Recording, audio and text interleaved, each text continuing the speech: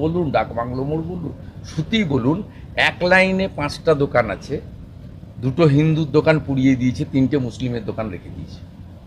তাহলে এটা তো ধর্মীয় যুদ্ধ বেছে বেছে। এই যে আমি তৃণমূল কংগ্রেসেরই মন্ত্রী ছিলাম, আপনার 19 সালে এনআরসিকে সিএ বলে দাঙ্গা হলো, এই সিদ্ধুগুলা লাগিয়েছিল।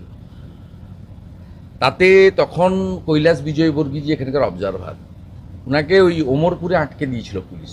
মমতা ব্যানার্জির সিদ্ধান্ত আপনারা জানেন, আমি পার্ট নই। কিন্তু আমি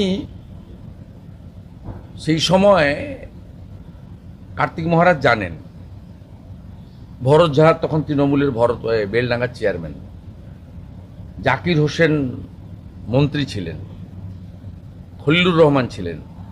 সেই সময় আমরা রেজিনগরে বেলডাঙ্গাতে সব হকারদের দোকান পুড়িয়ে দিয়েছিল। আমি নিজে গিয়ে রিলিফ করেছি।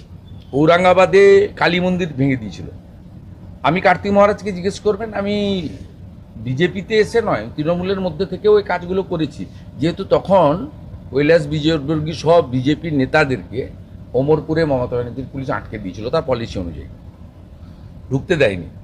সেই কাজটা কিন্তু আমি তখন করেছি এবং এরা আমাকে তখন সাথ দিয়েছিলেন ঔরঙ্গাবাদের মন্দির রিপেয়ারিংয়ের জন্য অর্থের ব্যবস্থা করা। এবং আমরা নিমতিতাতে গেছিলাম, 68টা দোকান একসঙ্গে ভেঙে দিয়েছিল। আমি তখন দেখেছিলাম 68টার মধ্যে 3টে মুসলমান দোকানও ছিল।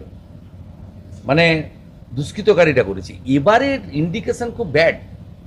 মোথাবাড়ি বলুন, সাজুর মোড় বলুন, ডাকবাংলো মোড় বলুন, সুতি বলুন, ধুলিয়ান শহর বলুন, শুধু বেছে হিন্দু। একটা লাইনে 5টা দোকান আছে, 10টা দোকান আছে, 7টা বাড়ি আছে, মার্ক করে করে হিন্দুদের উপরেই হয়েছে। এটা তো হিন্দু শূন্য করার পরিকল্পনা। তাই বিজেপি স্ট্যান্ড আক্রান্তদের পক্ষে, আক্রান্ত হিন্দুরাই।